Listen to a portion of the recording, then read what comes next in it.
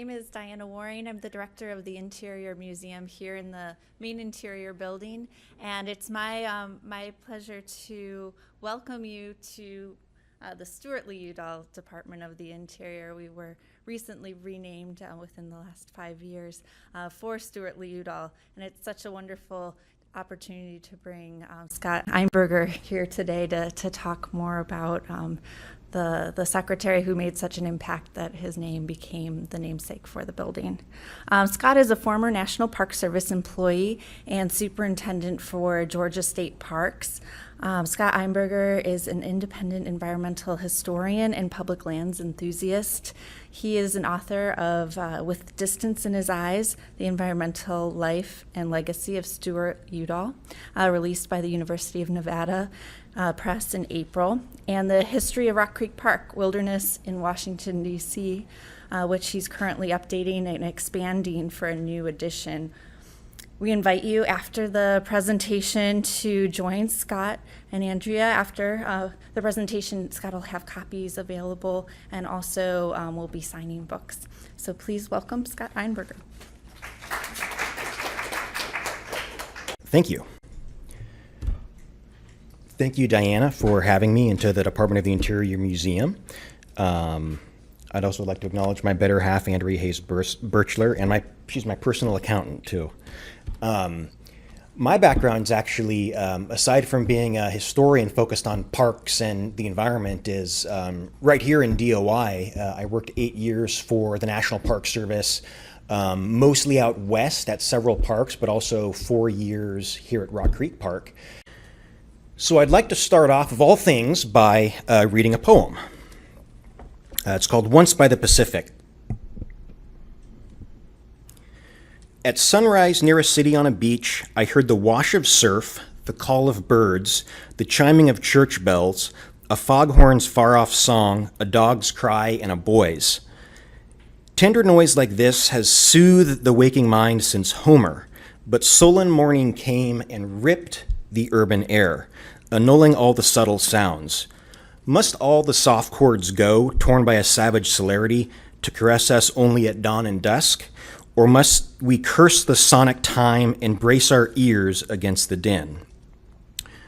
That was written by Stewart Udall in the 1960s, and I think that poem is a good segue to introduce the uniqueness of Udall. It's not every day, not every interior secretary or cabinet member is a poet that writes about noise pollution.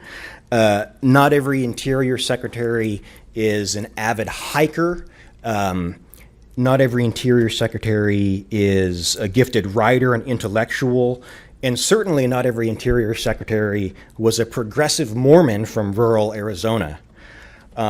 Stewart Udall was, and the goal of my book, With Distance in His Eyes, The Environmental Life and Legacy of Stewart Udall, is really to bring out, to make sure his writings and his legacy live on, and I hope the book does that in some small way.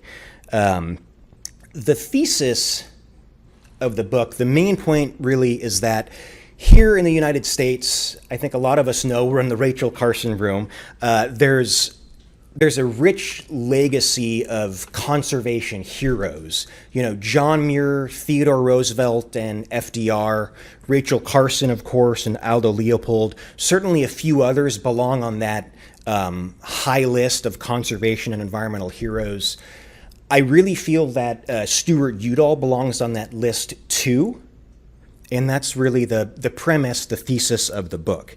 He was not perfect, he was human, and furthermore, many folks were needed, the public, other politicians, people below him, many folks were needed in order for Stewart Udall to succeed. He didn't operate in a vacuum, but he did succeed.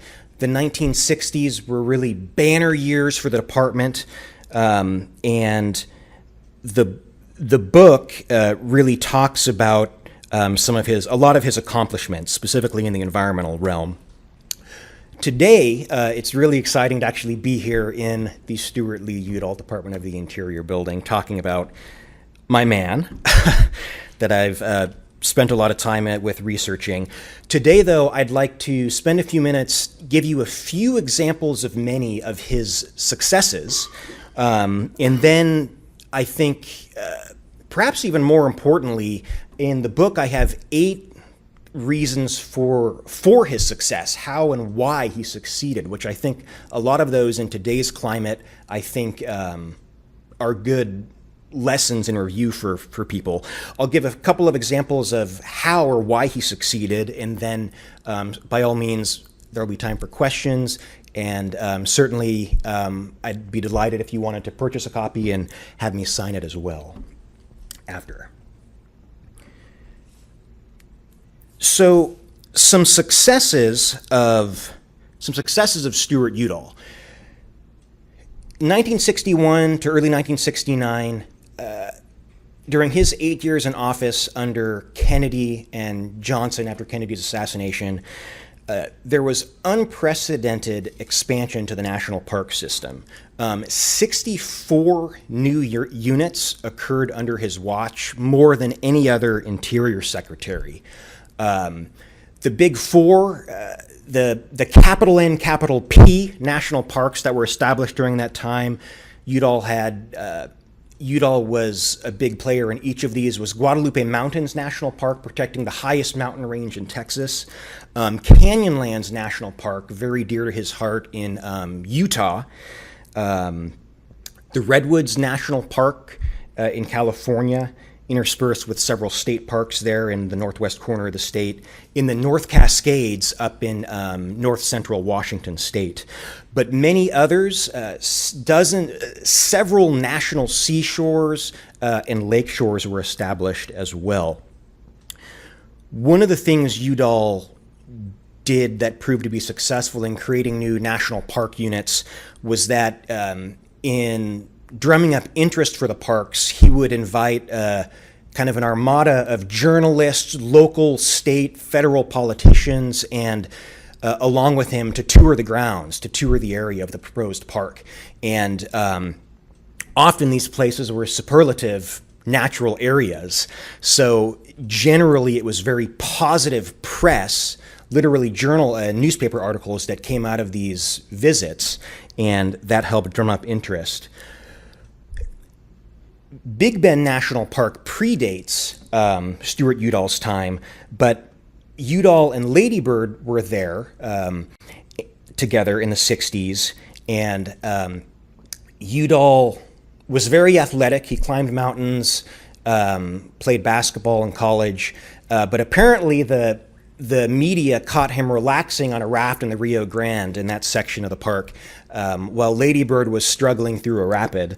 And when President Johnson heard of this, he quipped, "Udall and I share a deep love for conservation. Sometimes he even outdoes me by letting Lady Bird row and conserving his own energy." This year is the 50th anniversary of the National Trail System Act, and we don't generally consider this a national park unit, but it is the Appalachian Trail, or Appalachian National Scenic Trail. And none other than Bill Bryson in A Walk in the Woods describes Udall's involvement in the act and in the creation of this de facto national park. So I'd like to read a 2-paragraph passage from Bill Bryson's famous book.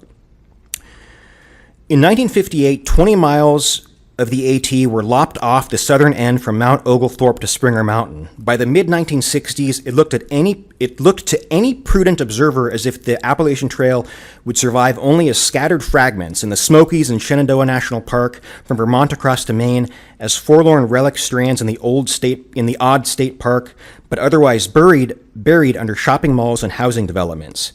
Much of the trail crossed private lands, and new owners often revoked informal rights-of-way agreements, forcing confused and hasty relocations onto busy highways or other public roads. Hardly the wilderness experience envisioned by Benton McKay. The AT looked doomed. Then, in a timely piece of fortuitousness, America got a Secretary of the Interior, Stewart Udall, who actually liked hiking. Under his direction, a National Trail System Act was passed in 1968. The law was ambitious and far-reaching. It envisioned 25,000 miles of new hiking trails across America, most of which were never built. However, it did produce the Pacific Crest Trail and secured the future of the AT by making it a de facto national park. It provided funds for the purchase of private lands to provide a wilderness buffer alongside it. So unprecedented expansion to the national park system in the 60s with Stewart Udall arguably leading the charge, including the AT. Another specific example of his success was the passing of, some refer to it as the Udall Bill, but the Endangered Species Preservation Act of 1966. The 1973 or 72 Endangered Species Act was actually an amendment, the third amendment to this act, but the original one was in 1966. And it was written by Udall and his staff here at the department. And it's kind of fitting that we're here in the Rachel Carson room. He was actually friends with Rachel Carson. Carson was a Fish and Wildlife Service employee. He was also a pallbearer at Carson's funeral at the National Cathedral. But the Endangered Species Preservation Act did a number of things to protect wildlife that were on the brink of extinction during that time. First off, it acknowledged that pesticide use, urban and suburban sprawl, and other types of pollution were the reasons for endangered species.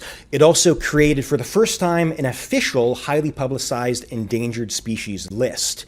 And Udall wrote 67 animals onto that list. Some, like the key deer, a subspecies of the white-tailed deer down in the Florida Keys. There's a gorgeous national wildlife refuge named after it. The grizzly bear, several other species as well of mammals and birds.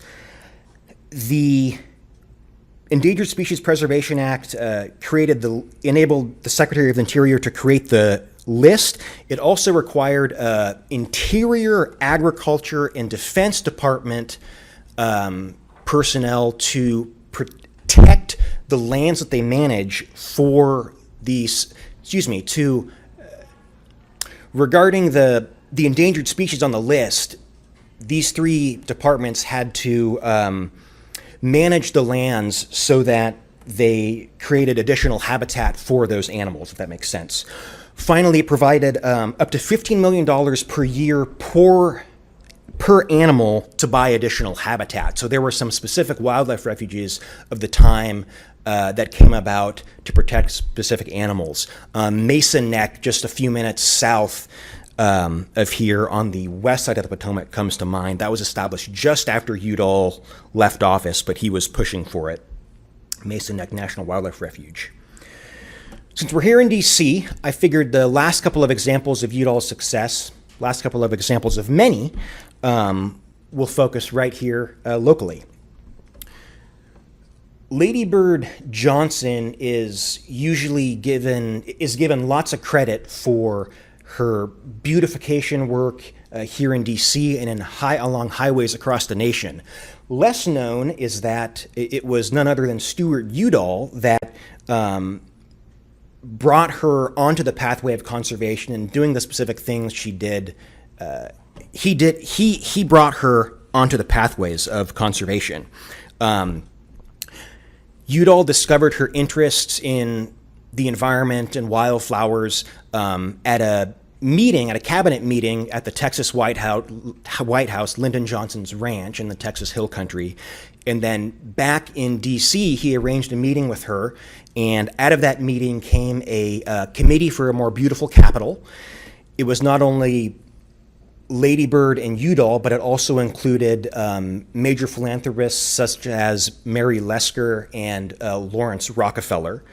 And these folks and others of the committee met over 20 times during Johnson's years in the White House, and they purchased and planted tens of thousands of trees and plants, planted them in and around DC, flowering dogwoods, daffodils, all kinds of flowering plants. Specific sites included the National Mall along Pennsylvania Avenue, along the Rock Creek and Potomac Parkway, those relic strands of daffodils in March that bloom there. To this day are remnants of those plantings. They also planted on the tidal basin and in other areas. To honor Lady Bird, towards the end of the Johnson administration in November of 1968, unbeknownst to Lady Bird before, Udall pulled her and the other committee members out to a small area of Columbia Island, just north of National Airport. And in a small ceremony, he actually renamed the island. It was Park Service property, part of George Washington Memorial Parkway. He renamed it the Lady Bird Johnson Park. And that particular area was fitting to rename that because at that time, Lady Bird had a huge interest in that specific island or area. She loved the view back over towards D.C. from that spot. And they also planted probably more daffodils. There were more daffodils planted in the 60s on that island than probably anywhere in the world. A lot of them are gone now. Things change, landscapes change, but for a time it really had more daffodils on it than any other place in the world. A few years later, when President Johnson died, he was not given a grandiose memorial on the National Mall, but right across the river in the middle of Lady Bird Johnson Park, there's the Lyndon Baines Johnson Memorial Grove on the Potomac, right there. One last example of his success is he desegregated the Washington Redskins. He was a progressive, he was a conservationist, an environmentalist, but his legacy is not limited to those, although that's what I primarily focus on in the book, admittedly. The Redskins Stadium was on, it was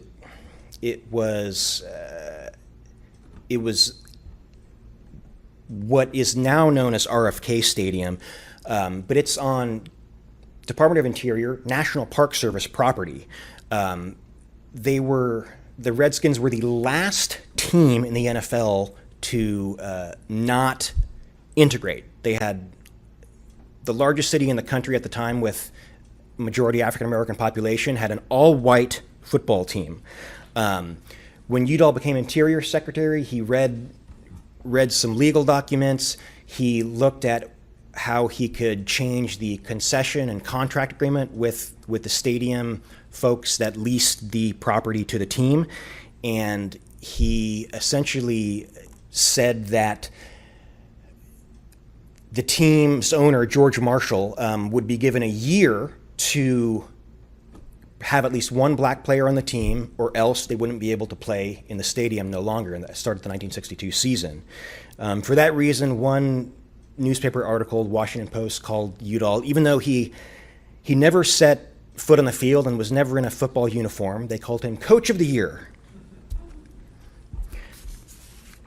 So I gave just a few examples of his successes. And by the way, his successes were not just limited to the 8 years here. He was really a lifelong conservationist. And leaving government, he was only 49 years old in 1969. And for the next 4 decades, he was even more of an outspoken conservationist and environmentalist. Some reasons for his success, again, I have 8 in the book, but one reason was that there was widespread interest and bipartisanship in conservation. I think if you're DOI employees, you've probably gotten emails or heard about the CARR fire out in Whiskeytown National Recreation Area, Redding area of California. Ironically, wildfires are named after the landmark or building that it starts closest to, and in this case, it was the James Carr Powerhouse. James Carr, Northern California native, Undersecretary of the Interior under Udall. He didn't start the fire. He's passed away. But there's an interesting connection there with that fire. Story behind the name. Carr was one of the right-hand mans of Udall, and there were several people that helped him. David Brower of the Sierra Club would talk, some would say hammer Udall in his office about certain conservation issues as well. But I can't overemphasize the fact that there was major bipartisan support for conservation and environmental protection in the 60s and especially early 70s.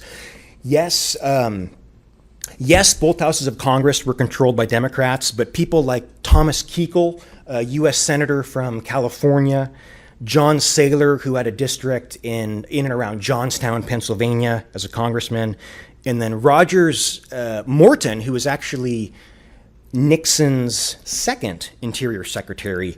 Those three Republicans in particular were very big on conservation, and they all worked on committees related to Interior Department, and so worked a lot and successfully with Udall. Another reason why Udall had so much success in the 1960s was the Land and Water Conservation Fund. Probably lots of folks have heard of it, but I usually say that the Land and Water Conservation Fund is the most important piece of environmental legislation that most people have never heard of. A lot of politicians wouldn't have supported new parks, new recreation initiatives, if it were to have expanded the federal budget. The Land and Water Conservation Fund got around that. Udall had actually been pushing for it ever since his first months in Congress from Arizona, and he was able to make it work and pass it in 1964.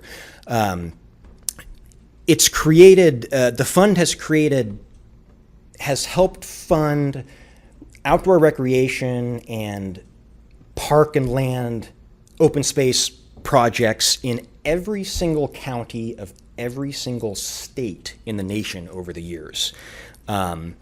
Birmingham, Alabama received several swimming pools during the 1960s from the fund. Birmingham was, of course, a hotbed of civil rights issues then.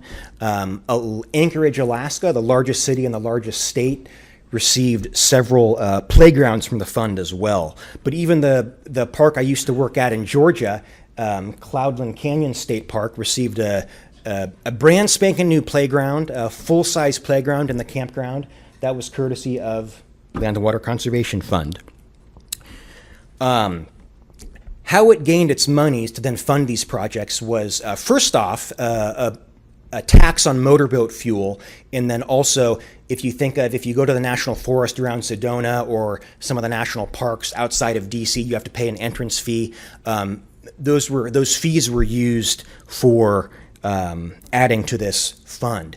In 1968, it really took off when Udall and John Saylor added an amendment to the bill, the original bill, and added up to they put into the bill that up to $200 million per year could be given to the fund from offshore oil leases. That is up until then. Since then, that is how the bulk of the fund has been supplied with money. One final reason for his success was his pen and his voice, his writing and his speaking. He was an avid writer, and he wrote almost 10 books during his lifetime. Some were history books on the West and the Spanish legacy of the Southwest. Most were environmental books, if you will. His most popular one, 1963's The Quiet Crisis, was really one of the first books to spotlight the environmental history of the nation, or what he referred to as the land people story of our continent. Wallace Stegner helped him write it, and it was reprinted and updated in the 80s. The Quiet Crisis is really what brought me onto Stewart Udall 10 years ago, and then I systematically read, since I liked that one so much, I read every other book of his and more.